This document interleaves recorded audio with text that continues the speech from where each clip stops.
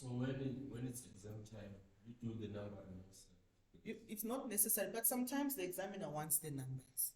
He will tell you that use the numbers.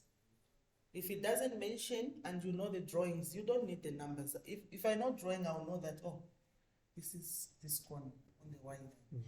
This one is this one. You know, we don't need numbers.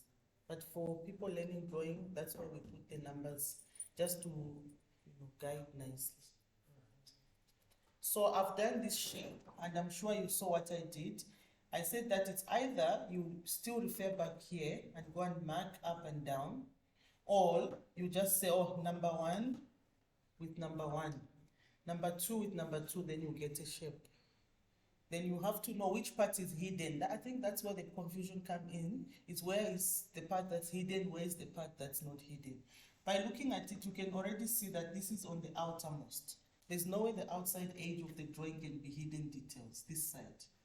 It's already showing you that this will be outlined.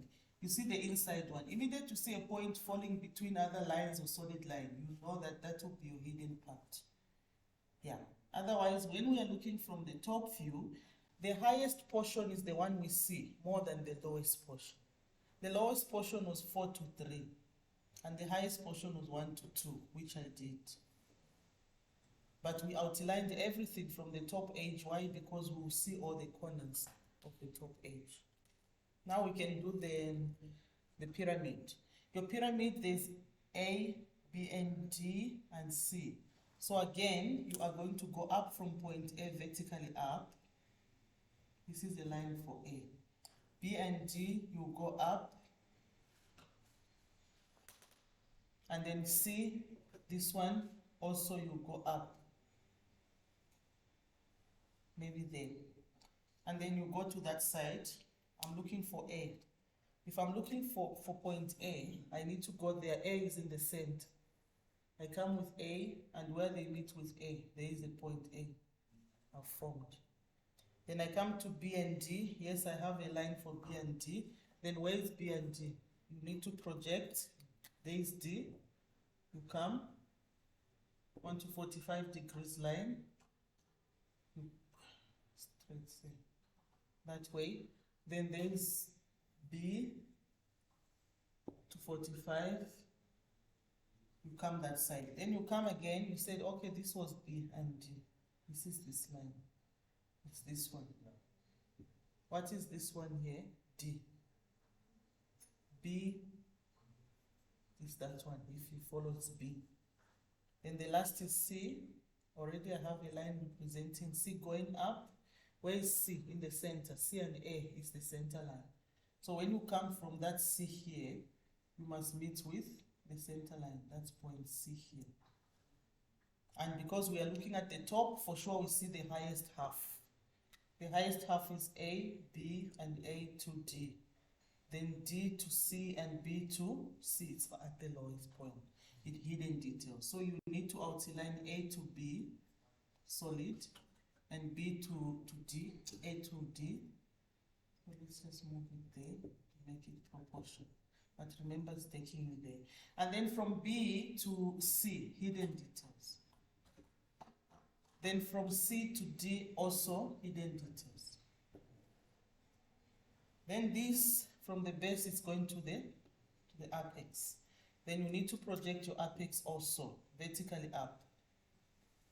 Straight, please, make sure that it's straight. This is freehand. So let's say my apex is there. In construction lines, I'm going to take B to the apex, and I'm going to take D to the apex, and then is the center line. So once you take the outside ones to the apex, you go there again. Which are the cuts? I had a cut here, or else you can just come with that one. You see this point here. This point is for A. This is the one cutting A. So when you go up with that line, it must go and meet with A. Here, that's the cut for A. On top, in the center, meet with the A. Then when we go to the next cut here, it's cutting B and D. This cut is for B and D. You go up with the cut for B and D. Then it's meeting what? D here and B there. You see how you get. yeah, D. It's meeting D on top and B. Then the last cut here is for C.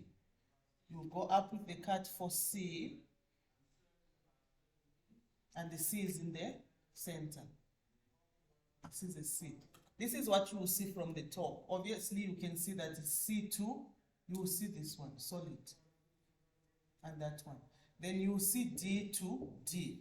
Why D to D? That is the half. Top half, you will see how D goes to this D, solid. How B goes to B, solid. This is A. You can see the cut for A. It's lying here. So from there, and from there, I think you see a V cut, ne? You are showing this cut here. And then A to A is going to be solid, quite because we are this side on the top. So from A to A, solid. But what we can't see is how C goes to C. Which C? It's that up here from the C that was lying somewhere here, hidden details. We'll do hidden details at that portion.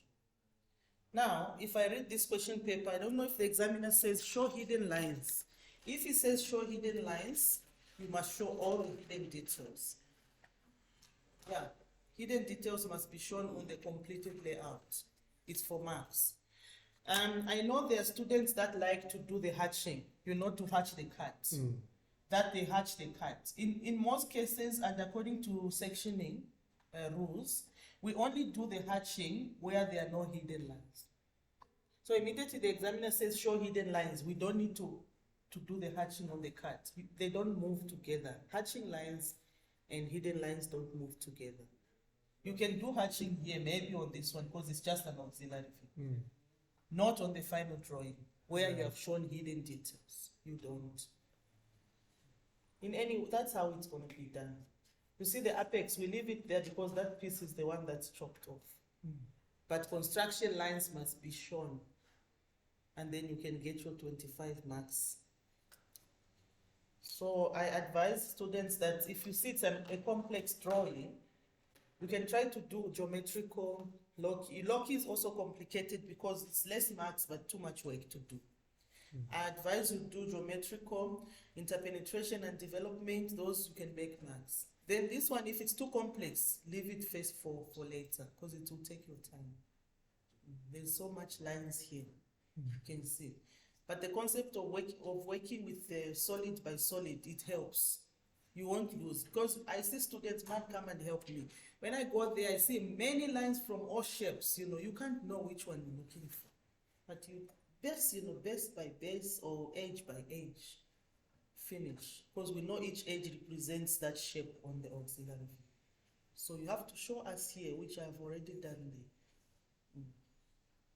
Okay, the other thing I can see now here is that you see this number 3, it was coming to number 4 here. It was solid initially like that. But immediately you have drawn that, that makes this what? Hidden details. From that edge, hidden details. Because now that piece is up.